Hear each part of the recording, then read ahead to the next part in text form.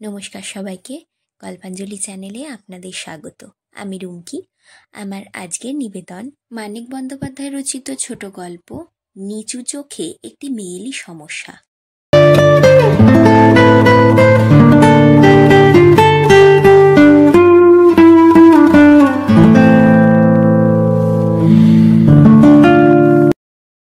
মেয়েটির নাম দুর্গা, নোটন মিস্ত্রির মেয়ে।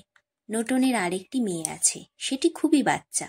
নোংরা স্যাঁতস্যাঁতে দাওয়ায় সবে হামা দিতে শিখেছে। মাঝে মাঝে গড়িয়ে আরও নোংরা ভেজা উঠানে গিয়ে পড়ে, তারও স্বরে চেঁচায়। ছেলে মেয়েদের উপর নোটনের ভালোবাসা কত, সেটা বস্তির 8-10 জনেরটা দিয়েই মাপা চলে। এদিকে আছে ওদিকে নেই, তলানি আছে ফেনা নেই। বস্তির নরম গরম ভোঁতা বাৎসল্য যেমন হয়। বয়সকালে দুর্গা একটু বেশি রকম তরবরিয়ে বেড়ে গিয়ে 10টা পুরুষের চোখে বিশেষভাবে আকর্ষণীয় হয়ে ওঠাই বাপের দায়িত্ব সম্পর্কে নোটনের চেতনাও তরতর করে বেড়ে যেতে দেখা গিয়েছিল। বাস্তব স্নেহের যা চিরকালের রীতি। ছোট মেয়েটার দাওয়া থেকে উঠানে গড়িয়ে পড়া নিবারণ করা অসাধ্য না হলেও অতটা আর পেরে ওঠা যায় না। ওটুকু পড়লে মেয়েটার ব্যথা পাওয়ার বেশি ক্ষতির সম্ভাবনা নেই। অনেক চোট জীবনে সইতে হবেই, এখন থেকেই না হয় শিক্ষা শুরু হলো, শক্ত হবে। পড়ে গিয়ে মরে যাবার বা অন্তত হাত পা মাথাটা ভাঙবার ভয় থাকলেও নোটন উদাসীন না থেকে প্রতিবিধানের একটা কিছু ব্যবস্থা নিশ্চয়ই করত। যেমন বড় হলেও দুর্গার সম্পর্কে তারা সচেতন হয়েছে। দুর্গার বুক, পিঠ, মাজা থেকে সমস্ত শরীরটা অল্পদিনে বর্ষাকালের কলা গাছের মতো পুরন্ত বাড়ন্ত হয়ে ওঠাই মারাত্মক বিপদের আশঙ্কা সৃষ্টি হয়ে গেল। বাপ হয়ে তখন মেয়ের দিকে নজর না দিয়ে সাবধান না হয়ে আর উপায় কি? বস্তিতে পাপ পুণ্যের আত্মরক্ষা ও ধ্বংস হওয়ার সীমানা বড় সংকীর্ণ, বড় অস্থায়ী বস্তির এই মেয়ের পরম লোভনীয় দৈহিক ও মানসিক অবস্থাটি। যৌবনের প্রথম জোয়ারে থই থই করা দেখতে দেখতে দুদিনে শেষ হয়ে ভাঁটার টানে কঙ্কাল বেরিয়ে পড়ে। এমনই ভয়ানক সেখানে খেয়ে পড়ে বাঁচার লড়াই। বাবুদের মতো তো নয় যে সামলে সুমলে ডাক্তার দেখিয়ে টনিক খাইয়ে শুইয়ে বসিয়ে হাসি তামাশা খেলাধুলো সিনেমা থিয়েটারে মন ভুলিয়ে 20-30 বছর পর্যন্ত পুষে রাখা চলবে। বস্তির গরিব উপসী ঘরে রূপ যৌবন সের প্রকৃতির খেলা। শুধু একবার দুদিনের জন্য কুমারী মেয়ের মা হবার জন্য খাঁটি সাজ সরঞ্জাম সেইখানেই খতম। তারপর শুধু কপালের জের টানা। অরাজক লুটের রাজ্যে তাই জগতের সমস্ত লোভ, মালিকবাবুদের লোভ পর্যন্ত বস্তির মেয়ের দামি দুদিনকে লুট করে ওত পেতে থাকে।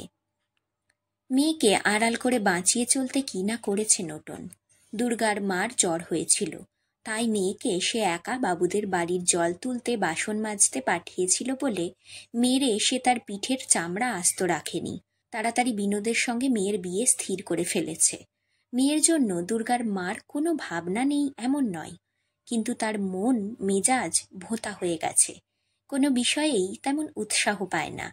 মেয়েটা ভালো থাক, সে তো ভালো কথাই। একটু আধটু নষ্ট হলে কি আর করা যাবে?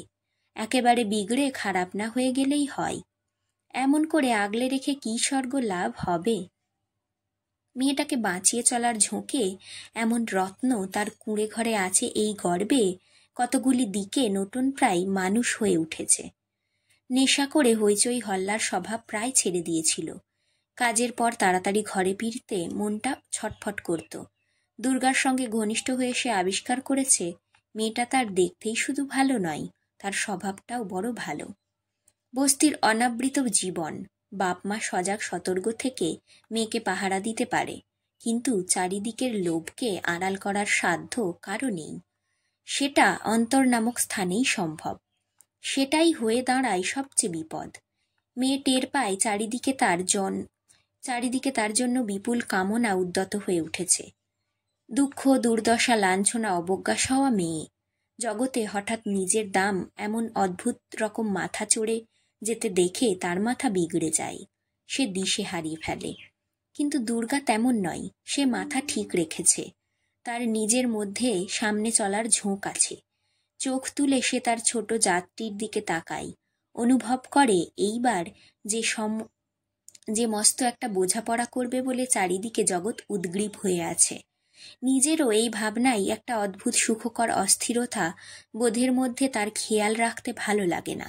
বোঝাপড়া করলে সেই করবে, সেই বোঝাপড়া করা না করার মালিক।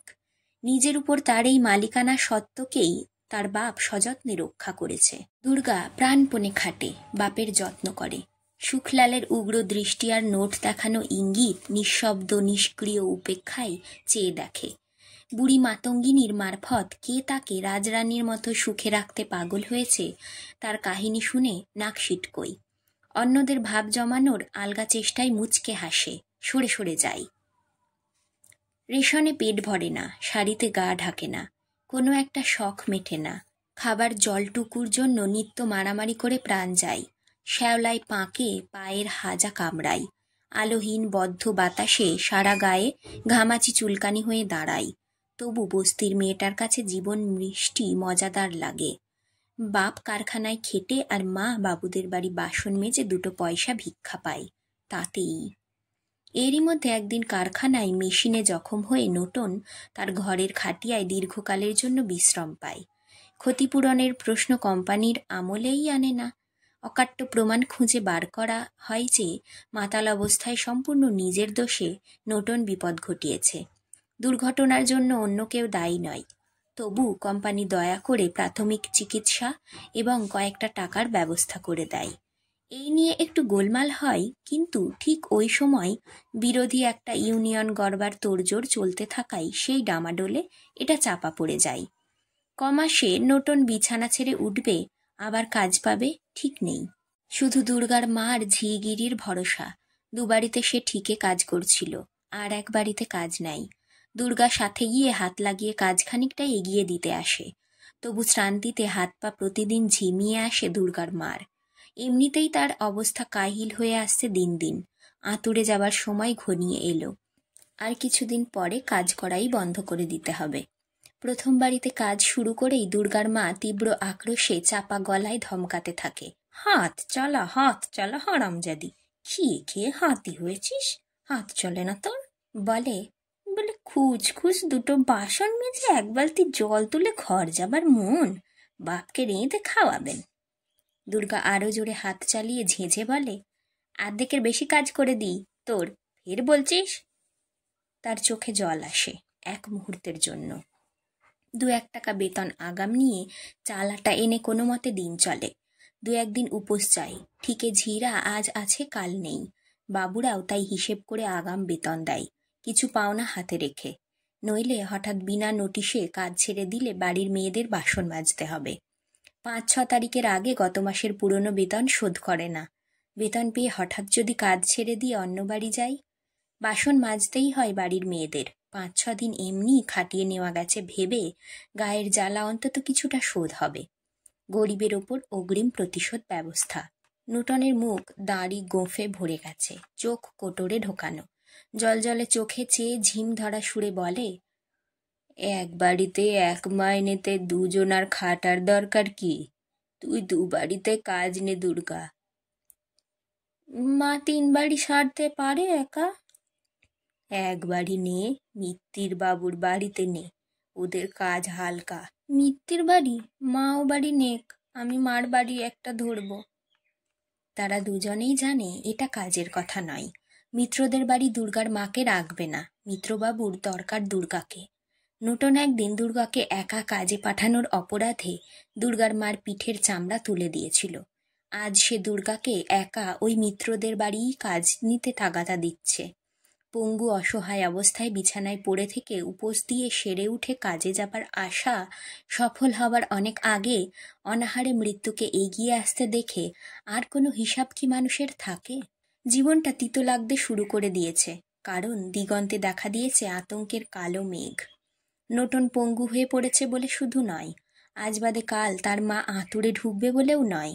বস্তি বাড়ির মজুরের মেয়ে কি আর বাবুদের বাড়ির মেয়ের মতো বাপ ভাই একমাত্র ভরসা করে থাকে? বড় হয়েও যে ওদের কিছু হলেই সর্বনাশ ঘটে যাবে, কুলকিনারা পাবে না। যা হতো শুধু দুর্ভাবনার বিষয়, তাই আতঙ্কে দাঁড়িয়ে গেছে বিনোদের কারখানায় ছাঁটাই আর ধর্মঘটের জন্য। কি কপাল দুর্গার! ঠিক এই সময়টাতেই বিনোদের কারখানায় হাঙ্গামা শুরু হলো। দুদিন সবুজ হইল না। ঠিক যখনটা সে শেষ ধাপে পৌঁছেছে, এদিক বা ওদিক তাকে ঝাঁপ দিতেই হবে। বিনোদ একলা মানুষ, সে এই হাঙ্গামায় জড়িয়ে না পড়লে তার ভাবনা কি ছিল? টুকিটাকি যে জিনিসগুলি বিনোদ তাকে গোপনে উপহার দিয়েছিল, সেগুলো দুর্গা চুপি চুপি ঘাঁটাঘাঁটি করে। উনানে আগুন দিতে হয়নি সেদিন, ভাত রাঁধবার পাট নেই। শূন্য হাঁড়িতে শুধু জল ফুটলে কি ভাত হয়? কি ছাই জিনিসগুলি, চিরুনি, খোঁপার নকল ফুল, রঙিন কাঁচের চুমকি বসানো চুড়ি, পুঁতির মালা, এসব দিয়ে কি পেট ভরবে মানুষের? পেটের আগুন, মনের আগুন নেভে? মা ঘরের কোণে মেয়েটাকে কোলে নিয়ে পা ছড়িয়ে বসে কোঁকাচ্ছে। নোটন থেকে থেকে গাল আর সাপ দিচ্ছে মা মেয়ে দুজনকেই। জোয়ান মাগিরা এতকাল তার ঘাড়ে খেয়ে হাতির মতো মুটিয়েছে, দুদিন দুমুঠো ভাতের ব্যবস্থা করতে পারে না। বড় মোড়ের দোকানটায় রেডিও বাজছে, শোনা যায়। এদিকে কানের কাছাকাছি কে যেন তীক্ষ্ণ সুরে প্রাণপণে বাঁশি বাজিয়ে চলেছে। মা কি বলেছিল দুর্গা শোনেনি। তার বাপ মা তুলে গাল দিতে নোটন আধ শোয়া অবস্থায় হাতের কাছে আর কিছু না পেয়ে মাটির ভাঁড়টা ছুঁড়ে মারে। ভাঁড়টা ছিল দইয়ের, দুর্গার মাই তার এক মনিব বাড়ি থেকে কুড়িয়ে এনেছিল। ভাঁড়টা নোটনের কফ থুতু ফেলার কাজে লাগছিল। কচি মেয়েটার মাথা কেটে রক্তপাত করিয়ে ভাঁড়টা মেঝেতে পড়ে চুরমার হয়ে যায়। দুর্গার মা বলে, এত রাতে কোথায় যাচ্ছিস শুনি? যাচ্ছি চুলোই। নোটন আশান্বিত হয়ে বলে, যাক না যাক, যেতে দাও। বিনোদও খাটিয়ায় শুয়ে অল্প অল্প কোঁকাচ্ছিল। কারখানার দরজায় পিকেটিং করতে গিয়ে মার খেয়েছে। রাগে, ক্ষোভে, উত্তেজনায় দুর্গা তখন কাঁপছে। কারো কোঁকানি শোনার মতো অবস্থা তার ছিল না। শুনছ, আজ শেষ কথা, এই বলো, এই দণ্ডে বলো। কিসের শেষ কথা বিনোদ জানে। কদিন আগেও দুর্গার সঙ্গে তার ঝগড়া হয়ে গেছে। সে নিঃশব্দে দুর্গার বিস্ফোরিত মুখের দিকে চেয়ে থাকে। তার শুকনো শীর্ণ মুখ আর আলুথালু বেশ দেখতে দেখতে নিজেকে বিনোদের বড় দুর্বল, অসহায় মনে হয়। তুমি ধর্মঘট চাও না মোকে চাও? আবার কি হলো? হয়নি কিছু, শেষ কথা বলে দাও, আমি আমার পথ দেখি। বিনোদ চুপচাপ কিছুক্ষণ ভাবে। তোকে চাই দুর্গা? তবে যাও শুক্লালের ঠেঁ, আপোষ করে এসো গে, টাকা নিয়ে খাবার কিনে আনো। আমি সারাদিন খাইনি, ভাই বোন খাইনি। বিনোদ বলে, আচ্ছা তুই বাড়ি যা দুর্গা, খাবার নিয়ে যাচ্ছি। দুর্গা জোরে জোরে নিঃশ্বাস ফেলে। এবার এতক্ষণে মানুষটা তার চোখে পড়েছে। তোমার কি হয়েছে শুনি? বিনোদ তীব্র গলায় ঝেঁজে ওঠে, কি হবে, পিটুনি দিয়েছে, যা তুই বাড়ি যা।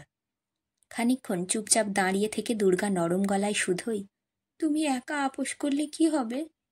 বিনোদ কথা কয় না, ঘরের কোণার দিকে কটমট করে তাকিয়ে থাকে। তখন সেইখানে দাঁড়িয়ে দুর্গা আবার মনে মনে হিসেব করে, উল্টে পাল্টে বিবেচনা করে আগাগোড়া সমস্ত ব্যাপারটা। ঘাড়টা তার একটু কাত হয়ে আসে ভাবনার দাপটে। ভাবতে ভাবতে তার মনে হয়, কি আর এমন লাভ হবে এই লোকটাকে আর তার লড়াইটাকে ভেঙে দিয়ে? কোন স্বার্থটা বজায় থাকবে তার? তার চেয়ে কোনো রকমে সেই যদি চালিয়ে নিতে পারে কিছুদিন, সেও রইল, তার এই মানুষটাও রইল, তাদের ভবিষ্যৎটাও রইল। আজ তবে বরং থাক, কাল এসে ফের বিবেচনা করা যাবে। কি বলো? আজ কি খাবি তোরা? চলে যাবে, মা জোগাড়ে গেছে।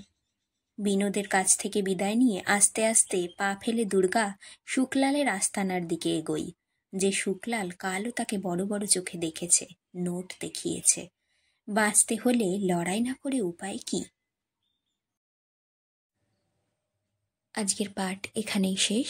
গল্প পাঠ ভালো লাগলে অবশ্যই একটা লাইক করে দেবেন আর নিজের বন্ধুদের সাথে শেয়ার করে দেবেন। আর আজ যারা নতুন আমার চ্যানেলে, অবশ্যই সাবস্ক্রাইব করবেন। আপনার একটি সাবস্ক্রিপশন আমাকে আরও অনেক নতুন গল্প পড়তে অনুপ্রেরণা যোগাবে। ধন্যবাদ, ভালো থাকবেন সবাই।